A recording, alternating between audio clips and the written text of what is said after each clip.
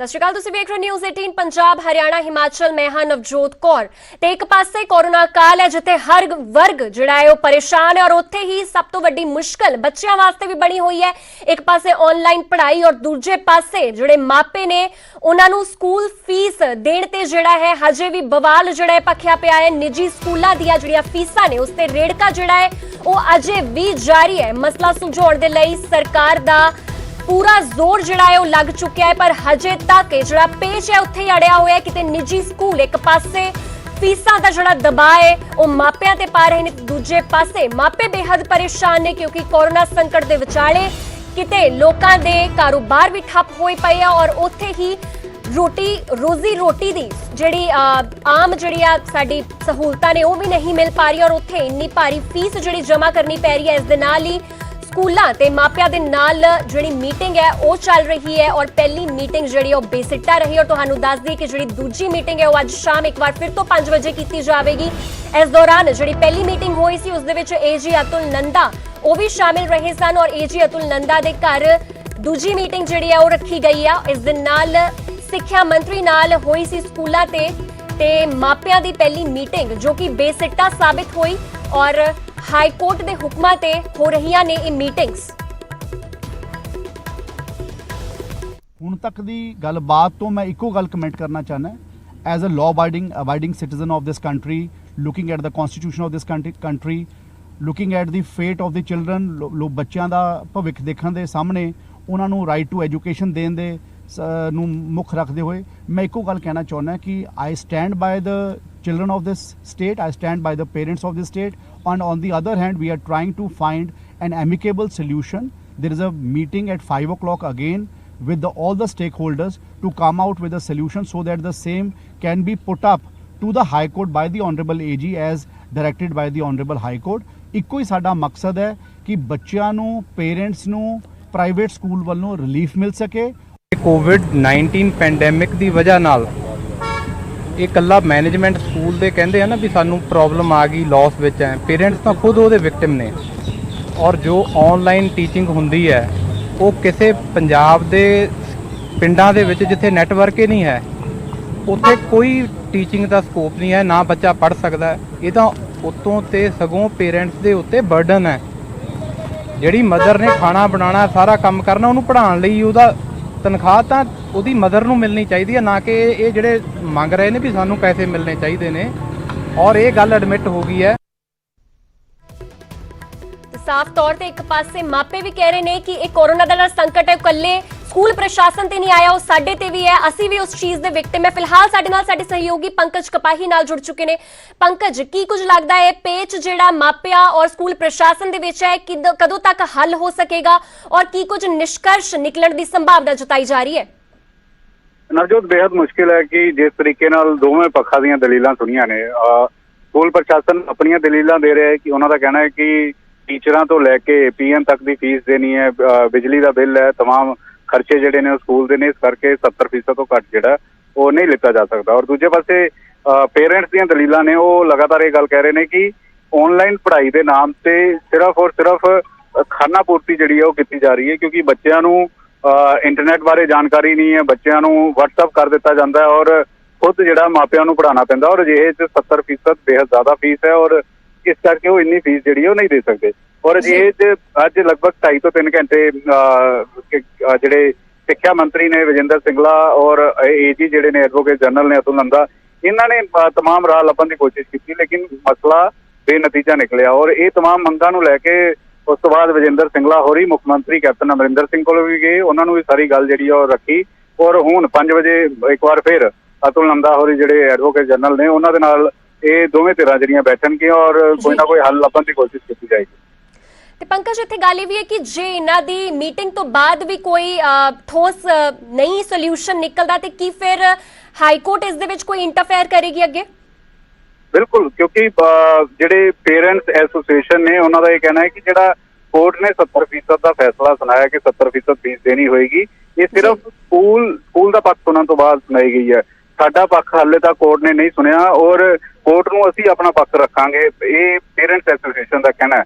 ਤਾਂ ਅਗਰ ਸਰਕਾਰ ਨਾਕਾਮ ਹੁੰਦੀ ਹੈ, ਕਿਉਂਕਿ ਵਿਜੇਂਦਰ ਸਿੰਗਲਾ ਸਿੱਖਿਆ ਮੰਤਰੀ ਜ਼ਰੂਰ ਕਹਿ ਰਹੇ ਸੀਗੇ ਕਿ ਸਾਡੀ ਪੂਰੀ ਕੋਸ਼ਿਸ਼ ਹੈ ਕਿ ਇਸ ਮਸਲੇ ਨੂੰ ਸੁਲਝਾਇਆ ਜਾਵੇ, ਕਿਉਂਕਿ ਸਕੂਲ ਵੀ ਉਨੇ ਜ਼ਰੂਰੀ ਨੇ ਜਿੰਨੇ ਜ਼ਰੂਰੀ ਬੱਚੇ ਔਰ ਬੱਚਿਆਂ ਦੇ ਮਾਪੇ ਨੇ।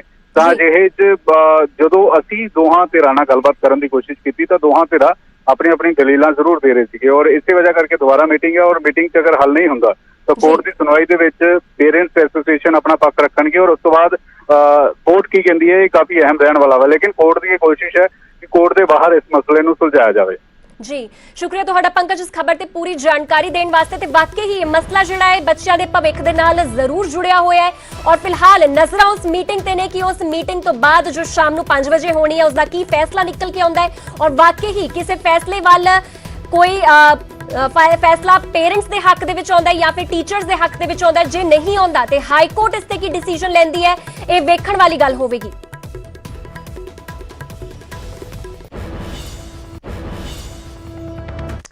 ਤੇ ਉਧਰ ਸੀਐਮ ਕੈਪਟਨ ਦੀ ਲੰਚ ਡਿਪਲੋਮੇਸੀ ਜਿਹੜੀ ਹੈ ਉਹ ਜਾਰੀ ਹੈ। ਫਿਲਹਾਲ ਤੁਹਾਨੂੰ ਦੱਸ ਦਈਏ ਕਿ ਸੀਐਮ ਨੇ ਅੰਮ੍ਰਿਤਸਰ ਦੇ ਵਿਧਾਇਕਾਂ ਦੇ ਨਾਲ ਇੱਕ ਲੰਚ ਪਲਾਨ ਕੀਤਾ ਔਰ ਉਸ ਲੰਚ ਪਲਾਨ ਦੇ ਵਿੱਚ ਕੁਝ ਵਿਧਾਇਕ ਸ਼ਾਮਿਲ ਵੀ ਹੋ ਚੁੱਕੇ ਨੇ ਔਰ ਕੈਪਟਨ ਦਾ ਜਿਹੜਾ ਲੰਚ ਹੈ ਇਸ ਦੇ ਵਿੱਚ ਰਾਜਕੁਮਾਰ ਵੇਰਕਾ ਫਿਲਹਾਲ ਆਏ ਨੇ ਔਰ ਇਸ ਦੇ ਨਾਲ ਇੰਦਰਵੀਰ ਬੁਲਾਰੀਆ ਵੀ ਪਹੁੰਚ ਚੁੱਕੇ ਨੇ। ਤੁਹਾਨੂੰ ਦੱਸ ਦਈਏ ਕਿ ਅੰਮ੍ਰਿਤਸਰ ਜ਼ਿਲ੍ਹੇ ਦੇ ਕਾਂਗਰਸ ਵਿਧਾਇਕਾਂ ਨੂੰ ਇਸ ਲੰਚ ਡਿਪਲੋਮੇਸੀ ਦੇ ਵਿੱਚ ਸੱਦਿਆ ਗਿਆ ਸੀ ਔਰ ਲੰਚ ਦੇ ਬਹਾਨੇ ਐਮਐਲਏਜ਼ ਤੋਂ ਫੀਡਬੈਕ ਲਿਆ ਜਾਵੇਗਾ ਕਿ ਕੀ ਕੁਝ ਵਿਕਾਸ ਕੀਤਾ ਜਾ ਰਿਹਾ ਉਸ ਜ਼ਿਲ੍ਹੇ ਦੇ ਵਿੱਚ, ਉਸ ਬਾਰੇ ਪੂਰੀ ਜਾਣਕਾਰੀ ਲਈ ਜਾ ਰਹੀ ਹੈ। ਔਰ ਕੈਪਟਨ ਅਮਰਿੰਦਰ ਸਿੰਘ ਨੇ ਇਸ ਲੰਚ ਨੂੰ ਮੇਨ ਉਹਨਾਂ ਦਾ ਮਕਸਦ ਜਿਹੜਾ ਸੀ ਉਹ ਇਹੀ ਸੀਗਾ ਕਿ ਕਿਸ ਤਰ੍ਹਾਂ ਵਿਕਾਸ ਜਿਹੜੇ ਕਾਰਜ ਕੀਤੇ ਜਾ ਰਹੇ ਨੇ ਜ਼ਿਲ੍ਹੇ ਦੇ ਵਿੱਚ ਉਸ ਬਾਰੇ ਪੂਰਾ ਬਿਊਰਾ ਲਿਆ ਜਾ ਸਕੇ। ਫਿਲਹਾਲ ਸਾਡੇ ਸਹਿਯੋਗੀ ਪੰਕਜ ਕਪਾਹੀ ਸਾਡੇ ਨਾਲ ਜੁੜ ਚੁੱਕੇ ਨੇ। ਪੰਕਜ, ਕੀ ਕੁਝ ਅਪਡੇਟ ਹੈ ਹੁਣ ਜਿਹੜੀ ਆ ਕੈਪਟਨ ਦੀ ਜਿਹੜੀ ਲੰਚ ਡਿਪਲੋਮੇਸੀ ਚੱਲ ਰਹੀ ਹੈ ਇਸ ਦੇ ਵਿੱਚ ਕੌਣ-ਕੌਣ ਸ਼ਖਸੀਅਤਾਂ ਜਿਹੜੀਆਂ ਉਹ ਸ਼ਰੀਕ ਹੋ ਸਕਦੀਆਂ ਨੇ ਔਰ ਹੁਣ ਤੱਕ ਕੌਣ ਲੋਕ ਪੁੱਜ ਚੁੱਕੇ ਨੇ?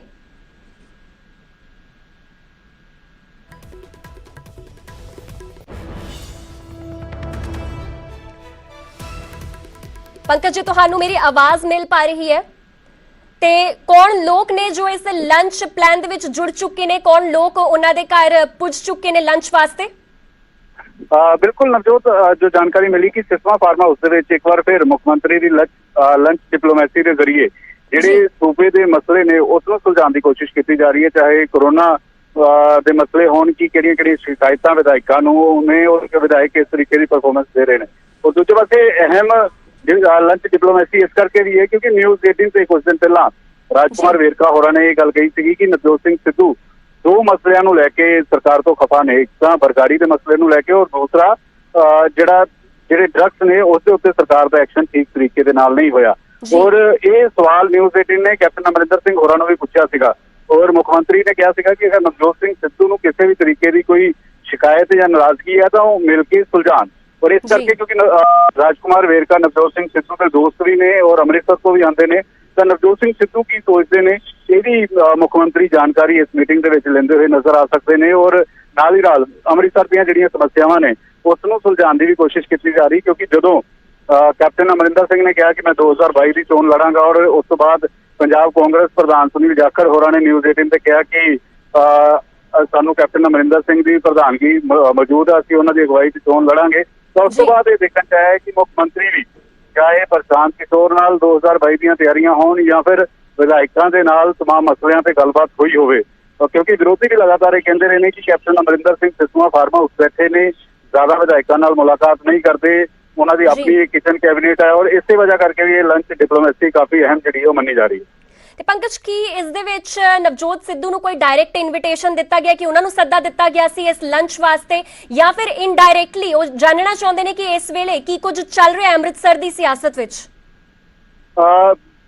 ਨਵਜੋਤ, ਕਿਉਂਕਿ ਕਈ ਵਾਰ ਪਹਿਲਾਂ ਇਹ ਹੋਇਆ ਸੀਗਾ ਕਿ ਜਦੋਂ ਵਿਧਾਇਕਾਂ ਦੀ ਬੈਠਕ ਸੱਦੀ ਗਈ ਜਾਂ ਫਿਰ ਕਾਂਗਰਸ ਦੇ ਕੁਝ ਪ੍ਰੋਗਰਾਮ ਸੀਗੇ ਉੱਥੇ ਨਵਜੋਤ ਸਿੰਘ ਸਿੱਧੂ ਗੈਰ ਹਾਜ਼ਰ ਰਹੇ ਨੇ। ਉੱਥੇ ਨਵਜੋਤ ਸਿੰਘ ਸਿੱਧੂ ਜਦੋਂ ਤੋਂ ਕੈਬਨਿਟ ਤੋਂ ਬਾਹਰ ਹੋਏ ਨੇ ਉਦੋਂ ਤੋਂ ਕੈਪਟਨ ਅਮਰਿੰਦਰ ਸਿੰਘ ਨਾਲ ਮੁਲਾਕਾਤ ਜਾਂ ਕੋਈ ਗੱਲਬਾਤ ਨਹੀਂ ਹੋਈ।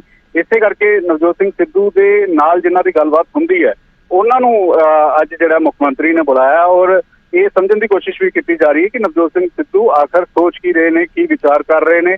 ਔਰ ਇਸ ਤੋਂ ਪਹਿਲਾਂ 3 ਦਿਨ ਪਹਿਲਾਂ ਪੰਜਾਬ ਕਾਂਗਰਸ ਪ੍ਰਧਾਨ ਸੁਨੀਲ ਜਾਖੜ ਅਤੇ ਆਸ਼ਾ ਕੁਮਾਰੀ ਜੋ ਪੰਜਾਬ ਕਾਂਗਰਸ ਪ੍ਰਭਾਰੀ ਨੇ ਉਹਨਾਂ ਨਾਲ ਕੈਪਟਨ ਅਮਰਿੰਦਰ ਸਿੰਘ ਦੀ ਲਗਭਗ 3.5 ਘੰਟੇ ਮੁਲਾਕਾਤ ਹੋਈ ਸੀਗੀ। ਔਰ ਉਸ ਤੋਂ ਬਾਅਦ ਹੀ ਇਹ ਦੇਖਣ 'ਚ ਆਇਆ ਕਿ ਹੁਣ ਵਿਧਾਇਕਾਂ ਦੇ ਨਾਲ ਜਿਹੜਾ ਕੈਪਟਨ ਅਮਰਿੰਦਰ ਸਿੰਘ ਜਿਹੜੇ ਨੇ ਬੈਠਕ ਕਰ ਰਹੇ ਨੇ।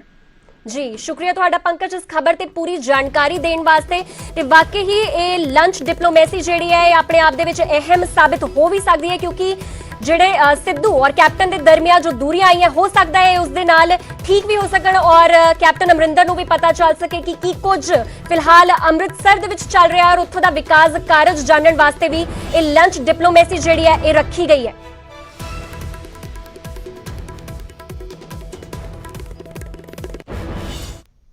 ਹੁਣ ਅਗਲੀ ਵੱਡੀ ਖਬਰ ਬਰਨਾਲਾ ਤੋਂ ਆ ਰਹੀ ਹੈ। ਬਰਨਾਲਾ ਦੇ ਵਿੱਚ ਕੱਲ ਤੋਂ ਅਧਿਆਪਕਾਂ ਜਿਹੜੀਆਂ ਨੇ ਉਹ ਟੈਂਕੀ ਤੇ ਚੜੀਆਂ ਹੋਈਆਂ ਔਰ ਵਜ੍ਹਾ ਹੈ ਕਿ ਨਿੱਜੀ ਸਕੂਲ ਜਿਹੜਾ ਪ੍ਰਿੰਸੀਪਲ ਹੈ ਉਹਨਾਂ ਦੇ ਨਾਲ ਉਸ ਦੇ ਨਾਲ ਬਦਸਲੂਕੀ ਕਰਦਾ ਸੀ ਅਧਿਆਪਕਾਵਾਂ ਦੇ ਨਾਲ, ਜਿਸ ਤੋਂ ਬਾਅਦ ਅਧਿਆਪਕਾਵਾਂ ਵੱਲੋਂ ਇਹ ਐਕਸ਼ਨ ਲਿਆ ਗਿਆ ਔਰ ਉਹ ਬੀਤੇ ਦਿਨ ਤੋਂ ਹੀ ਟੈਂਕੀ ਤੇ ਚੜੀਆਂ ਹੋਈਆਂ ਨੇ। ਇਸ ਦੇ ਨਾਲ ਨਿੱਜੀ ਸਕੂਲ ਦੇ ਪ੍ਰਿੰਸੀਪਲ ਦੇ ਖਿਲਾਫ ਉਹਨਾਂ ਦਾ ਪ੍ਰਦਰਸ਼ਨ ਜਿਹੜਾ ਹੈ ਉਹ ਜਾਰੀ ਹੈ ਔਰ ਉਹ ਕਾਰਵਾਈ ਦੀ ਮੰਗ ਵੀ ਕਰ ਰਹੀਆਂ ਨੇ। ਤੁਹਾਨੂੰ ਦੱਸ ਦਈਏ ਕਿ ਲਗਾਤਾਰ ਪ੍ਰਿੰਸੀਪਲ ਵੱਲੋਂ ਬਦਸਲੂਕੀ ਕਰਨ ਦਾ ਇਲਜ਼ਾਮ ਇਹਨਾਂ ਅਧਿਆਪਕਾਵਾਂ ਵੱਲੋਂ ਲਗਾਇਆ ਜਾ ਰਿਹਾ ਹੈ ਔਰ ਟੀਚਰਸ ਨੇ ਪੂਰੀ ਰਾਤ ਵੀ ਟੈਂਕੀ ਤੇ ਹੀ ਆਪਣੀ ਬਿਤਾਈ ਔਰ ਟੀਚਰਸ ਦੇ ਜਿਹੜੇ ਪਰਿਵਾਰ ਵਾਲੇ ਨੇ ਉਹ ਵੀ ਫਿਲਹਾਲ ਟੈਂਕੀ ਹੇਠਾਂ ਹੀ ਉਹਨਾਂ ਦਾ ਧਰਨਾ ਜਾਰੀ ਹੈ।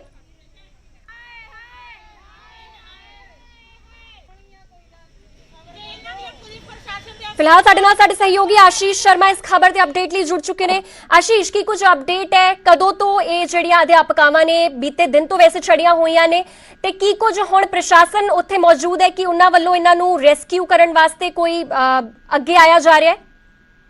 जी नवजोत जिवें कल लगातार कल तो ये टीचर टैंकी से चढ़े हुए ने, परिवार मैंबर नीचे बैठे ने सारी रात टैंकी से चढ़ के प्रोटेस्ट करते रहे। इन्हों की मंग है कि निजी स्कूल के प्रिंसीपल वालों इन्होंने कोई अश्लील मतलब की हरकत की गई है तो जिसनों लेके इन्होंने थाने में कंप्लेंट की थी पर पुलिस वालों कोई मामला दर्ज नहीं किया गया। इसका कहना कि जब तक प्रिंसीपल के खिलाफ कोई कार्रवाई नहीं होंगी उद तक असीं ये प्रोटेस्ट साडा जारी रहूगा। पर हजे भी लगातार प्रोटेस्ट जारी है, टैंकी से बैठे हैं टीचर ते परिवार नीचे बैठे। दूसरे पासे मैं एक दसना चाहना, दूसरे पासे स्कूल प्रशासन वालों सारे जिन्ने बाकी टीचर ने 100-150 टीचर वो भी इकट्ठे स्कूल में अज उन्होंने वो भी इकट्ठे हो चुके हैं। उन्होंने कहना है कि साडे जिहड़े प्रिंसीपल ने वो एक आर्मी जो कैप्टन रिटायर हुए ने ते वो बेदाग ने, यह जी कोई गल नहीं क्योंकि लॉकडाउन ਨੂੰ ਲੈ ਕੇ ਸਕੂਲ लगातार बंद जा रहे सी। मतलब कि ऑनलाइन पढ़ाई जरूर किया जाता सी। ये टीचरां दा जिवें प्रिंसीपल दा दस्सण मुताबक ये टीचरां दा ऑनलाइन पढ़ाई ਨੂੰ ਲੈ ਕੇ थोड़ी विवाद होया सी, जिस वास्ते करके इन्हां दी क्लासां चेंज कर दित्तियां गईयां सी। पर उस ਨੂੰ ਲੈ ਕੇ ਇਹਨਾਂ ਦਾ कहना कि ਸਾਡੇ ਤੇ गलत एलिगेशन लगाए जा रहे ने। ਅਸੀਂ ਇਹਨਾਂ ਨਾਲ ਗੱਲ ਕਰਨ ਨੂੰ ਵੀ ਤਿਆਰ ਹਾਂ, ਸਾਡੇ ਸਾਹਮਣੇ ਆ ਕੇ ਗੱਲ ਕਰਨ। ਪਰ ਹੁਣ ਦੇਖਣਾ ਹੈ ਕਿ ਇੱਕ ਪਾਸੇ ਟੀਚਰ ਟੈਂਕੀ ਤੇ ਚੜੇ ਨੇ, ਦੂਸਰੇ ਪਾਸੇ ਸਕੂਲ ਦੀ ਮੈਨੇਜਮੈਂਟ ਸਾਰੇ ਬਾਕੀ ਟੀਚਰ ਇੱਕ ਪਾਸੇ ਸਕੂਲ ਵਿੱਚ ਇਕੱਠੇ ਹੋਏ ਨੇ ਤੇ ਹੁਣ ਦੇਖਣਾ ਹੈ ਕਿ ਪ੍ਰਸ਼ਾਸਨ ਇਹਨਾਂ ਨੂੰ ਉਤਾਰਨ ਵਾਸਤੇ ਕੀ ਕਾਰਵਾਈ ਕਰਦੇ ਨੇ ਤੇ ਪੁਲਿਸ ਵੱਲੋਂ ਇਹਨਾਂ ਦੇ ਮਾਮਲਾ ਦਰਜ ਕਰਨ ਦੀ ਜਿਹੜੀ ਮੰਗ ਕੀਤੀ ਜਾ ਰਹੀ ਹੈ ਕਿ ਇਹ ਮਾਮਲਾ ਦਰਜ ਕੀਤਾ ਜਾਂਦਾ ਹੈ ਕਿ ਇਹਨਾਂ ਦੋਨਾਂ ਨੂੰ ਬਿਠਾ ਕੇ ਗੱਲ ਕੀਤੀ ਜਾਂਦੀ ਹੈ। ਜੀ ਧੰਨਵਾਦ ਤੁਹਾਡਾ ਆਸ਼ੀਸ਼ ਇਸ ਖਬਰ ਤੇ ਪੂਰੀ ਜਾਣਕਾਰੀ ਦੇਣ ਵਾਸਤੇ। ਤੇ ਬਰਨਾਲਾ ਦੀਆਂ ਇਹ ਤਸਵੀਰਾਂ ਨੇ ਜਿੱਥੇ ਟੰਕੀ ਤੇ ਜਿਹੜੀਆਂ ਟੀਚਰਸ ਨੇ ਉਹ ਚੜ ਗਈਆਂ ਨੇ, ਅਧਿਆਪਕਾਵਾਂ ਨੇ ਉਹ ਚੜ ਗਈਆਂ ਨੇ ਕਿਉਂਕਿ ਉਹਨਾਂ ਵੱਲੋਂ ਲਗਾਤਾਰ ਪ੍ਰਦਰਸ਼ਨ ਸਕੂਲ ਪ੍ਰਸ਼ਾਸਨ ਦੇ ਖਿਲਾਫ ਕੀਤਾ ਜਾ ਰਿਹਾ ਹੈ ਔਰ ਖਾਸ ਕਰਕੇ ਪ੍ਰਿੰਸੀਪਲ ਤੇ ਬਦਸਲੂਕੀ ਦੇ ਜਿਹੜੇ ਨੇ ਉਹ ਇਲਜ਼ਾਮ ਲਗਾਏ ਜਾ ਰਹੇ ਨੇ। ਫਿਲਹਾਲ ਪ੍ਰਸ਼ਾਸਨ ਇਹਨਾਂ ਦੋਵਾਂ ਧਿਰਾਂ ਦੀ ਪੱਖ ਸੁਣ ਰਿਹਾ ਹੈ ਔਰ ਅੱਗੇ ਕੀ ਇਸ ਦਾ ਨਤੀਜਾ ਨਿਕਲਦਾ ਹੈ ਇਹ ਵੇਖਣ ਵਾਲੀ ਗੱਲ ਹੋਵੇਗੀ।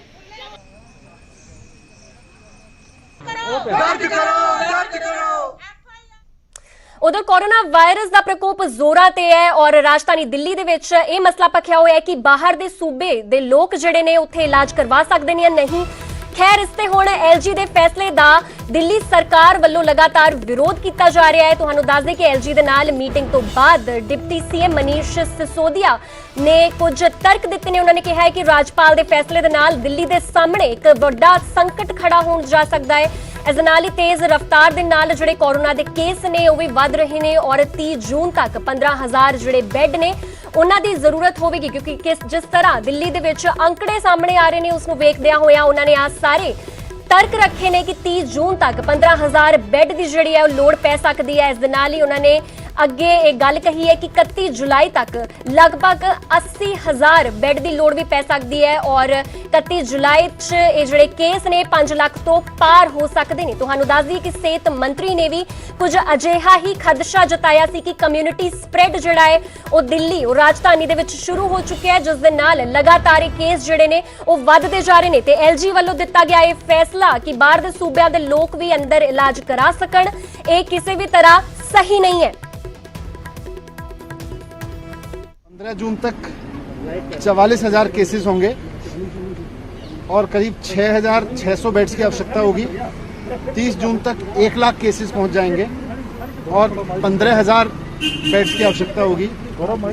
15 जुलाई तक करीब 2.25 लाख केसेस हो जाएंगे और 33,000 बेड्स की आवश्यकता होगी और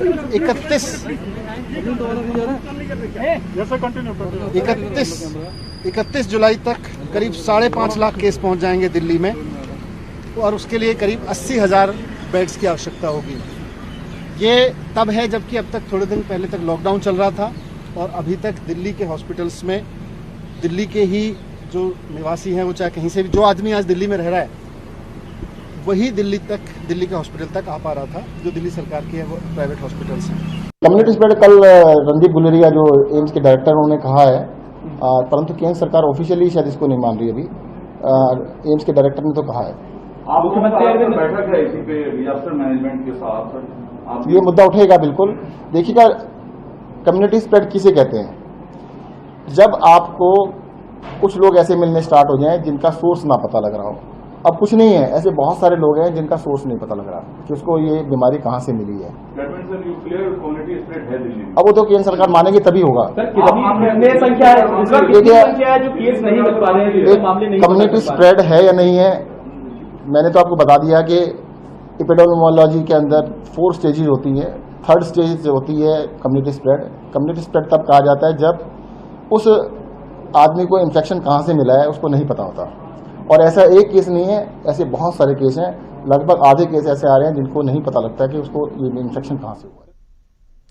ਤੇ ਲਗਾਤਾਰ ਦਿੱਲੀ ਦੇ ਡਿਪਟੀ ਸੀਐਮ ਮਨੀਸ਼ ਸਿਸੋਦੀਆ ਵੱਲੋਂ ਇਸ ਗੱਲ ਦਾ ਖਦਸ਼ਾ ਜ਼ਾਹਿਰ ਕੀਤਾ ਜਾ ਰਿਹਾ ਕਿ ਆਉਣ ਵਾਲੇ ਦਿਨਾਂ ਦੇ ਵਿੱਚ ਦਿੱਲੀ ਵਾਲਿਆਂ ਵਾਸਤੇ ਜਿਹੜਾ ਕਰੋਨਾ ਸੰਕਟ ਹੈ ਹੋਰ ਵੀ ਵਿਕਰਾਲ ਰੂਪ ਧਾਰਨ ਕਰ ਸਕਦਾ ਹੈ। ਫਿਲਹਾਲ ਵੱਡੀ ਖਬਰ ਹਿਮਾਚਲ ਪ੍ਰਦੇਸ਼ ਤੋਂ ਆ ਰਹੀ ਹੈ। ਹਿਮਾਚਲ ਪ੍ਰਦੇਸ਼ ਦੇ ਡੀਜੀਪੀ ਸੰਜੇ ਕੁੰਡੂ ਨੂੰ ਹੋਮ ਕੁਆਰੰਟਾਈਨ ਕਰ ਦਿੱਤਾ ਹੈ ਔਰ ਖਦਸ਼ਾ ਜਤਾਇਆ ਜਾ ਰਿਹਾ ਹੈ ਕਿ ਉਹ ਪੋਜ਼ਿਟਿਵ ਮਰੀਜ਼ ਦੇ ਸੰਪਰਕ ਦੇ ਵਿੱਚ ਆਏ ਸੀ ਔਰ ਹਿਮਾਚਲ ਪ੍ਰਦੇਸ਼ ਦਾ ਡੀਜੀਪੀ ਦਫ਼ਤਰ ਇਸ ਤੋਂ ਬਾਅਦ ਸੀਲ ਕਰ ਦਿੱਤਾ ਗਿਆ। ਤੁਹਾਨੂੰ ਦੱਸ ਦਈਏ ਕਿ ਸੰਜੇ ਕੁੰਡੂ ਨੇ 3 ਮਈ ਨੂੰ ਹੀ ਆਪਣਾ ਚਾਰਜ ਸੰਭਾਲਿਆ ਸੀ ਤੇ ਇਸ ਵੇਲੇ ਦੀ ਵੱਡੀ ਖਬਰ ਅਸੀਂ ਹਿਮਾਚਲ ਪ੍ਰਦੇਸ਼ ਦੀ ਦਿਖਾ ਰਹੇ ਹਾਂ ਜਿੱਥੇ ਕਿ 400 ਤੋਂ ਪਾਰ ਕੋਰੋਨਾ ਦੇ ਪੋਜ਼ਿਟਿਵ ਕੇਸਿਸ ਦਾ ਅੰਕੜਾ ਪਹੁੰਚ ਚੁੱਕਿਆ ਹੈ। लगातार हिमाचल तो भी केसेस सामने आ रहे हैं और फिलहाल डीजीपी संजय कुंडू ਨੂੰ भी होम क्वारंटीन कर दिता गया है। ਤੁਹਾਨੂੰ ਦੱਸ ਦਈਏ ਕਿ ਇੱਕ ਸ਼ੱਕ ਜਤਾਇਆ ਜਾ ਰਿਹਾ ਹੈ ਕਿ ਸ਼ਾਇਦ ਉਹ ਪੋਜ਼ਿਟਿਵ ਮਰੀਜ਼ ਦੇ ਸੰਪਰਕ ਦੇ ਵਿੱਚ ਆਏ ਨੇ ਜਿਸ ਤੋਂ ਬਾਅਦ ਉਹਨਾਂ ਨੇ ਇਹਤਿਆਤ ਵਜੋਂ ਉਹਨਾਂ ਨੂੰ ਹੋਮ ਕੁਆਰੰਟਾਈਨ ਕੀਤਾ। ਇਸ ਦੇ ਨਾਲ ਹਿਮਾਚਲ ਪ੍ਰਦੇਸ਼ ਦਾ ਡੀਜੀਪੀ ਦਫ਼ਤਰ ਵੀ ਸੀਲ ਕਰ ਦਿੱਤਾ ਗਿਆ ਹੈ।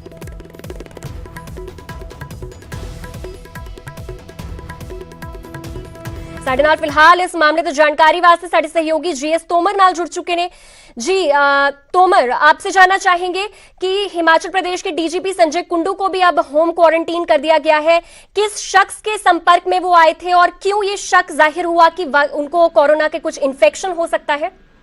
नुजरत, आपने बिल्कुल सही कहा। इस वक्त मैं हिमाचल प्रदेश पुलिस मुख्यालय के समक्ष खड़ा हूं और यहाँ पर पूरे ऑफिस को जो है सील कर दिया गया है और जो नवनियुक्त महानिदेशक संजय कुंडू को शक के दायरे में लेते हुए होम क्वारंटाइन किया गया है।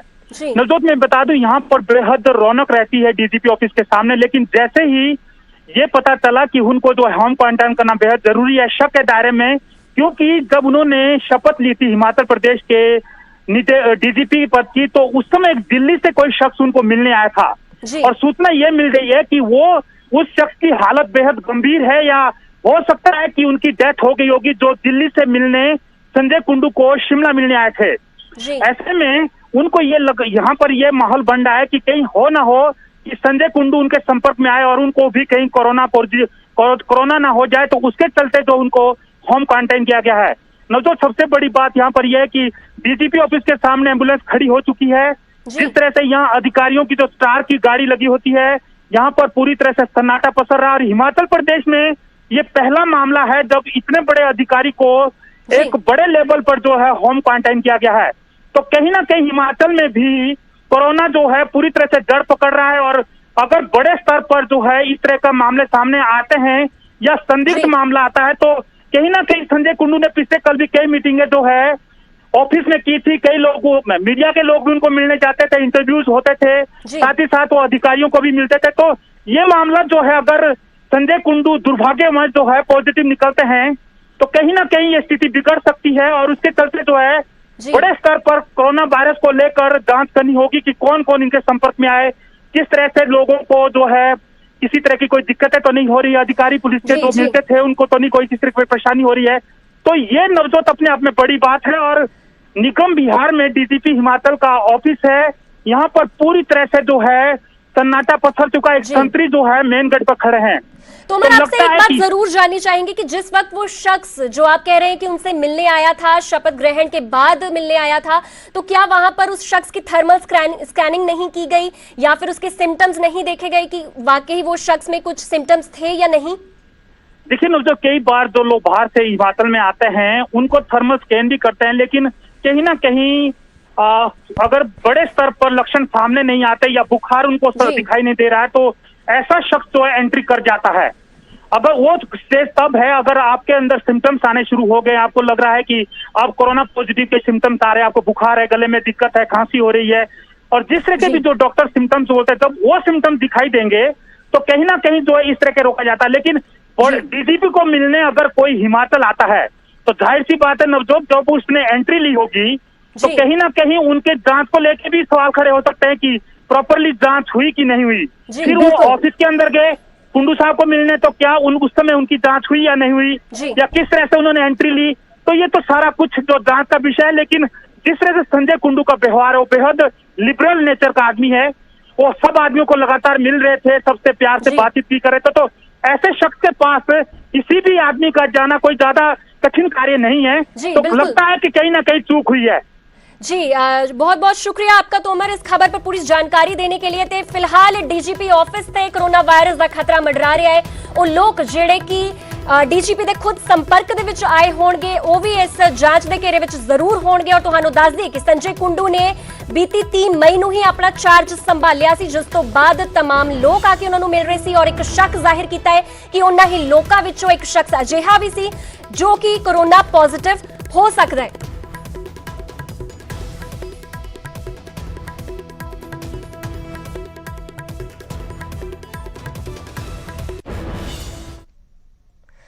ਅਗਲੀ ਵੱਡੀ ਖਬਰ ਤਰਨਤਾਰਨ ਤੋਂ ਆ ਰਹੀ ਹੈ। ਤਰਨਤਾਰਨ ਦੇ ਵਿੱਚ 45 ਕਰੋੜ ਦੀ ਹੈਰੋਇਨ ਜਿਹੜੀ ਉਹ ਬਰਾਮਦ ਕੀਤੀ ਗਈ ਹੈ। ਸਰਹੱਦੀ ਜ਼ਮੀਨ ਤੋਂ ਬਰਾਮਦ ਇਹ ਹੈਰੋਇਨ ਦੀ ਜਿਹੜੀ ਖੇਪ ਹੈ ਉਹ ਬਰਾਮਦ ਕੀਤੀ ਗਈ ਹੈ ਔਰ 9 ਕਿਲੋ ਹੈਰੋਇਨ ਸਮੇਤ 2 ਨਸ਼ਾ ਤਸਕਰ ਜਿਹੜੇ ਨੇ ਉਹਨਾਂ ਨੂੰ ਗ੍ਰਿਫਤਾਰ ਕੀਤਾ ਗਿਆ ਹੈ।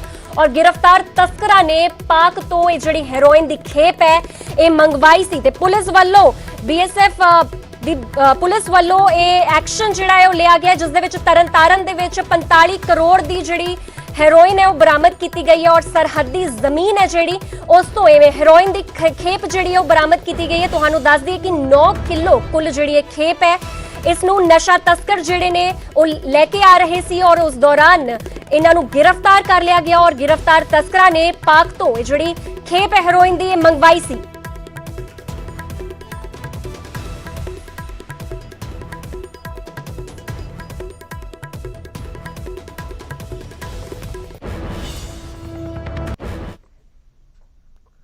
ਤੇ ਫਿਲਹਾਲ ਇਸ ਬੁਲੇਟਿਨ ਵਿੱਚ ਇੰਨਾ ਹੀ। ਮੈਨੂੰ ਦਵੋ ਇਜਾਜ਼ਤ। ਧੰਨਵਾਦ।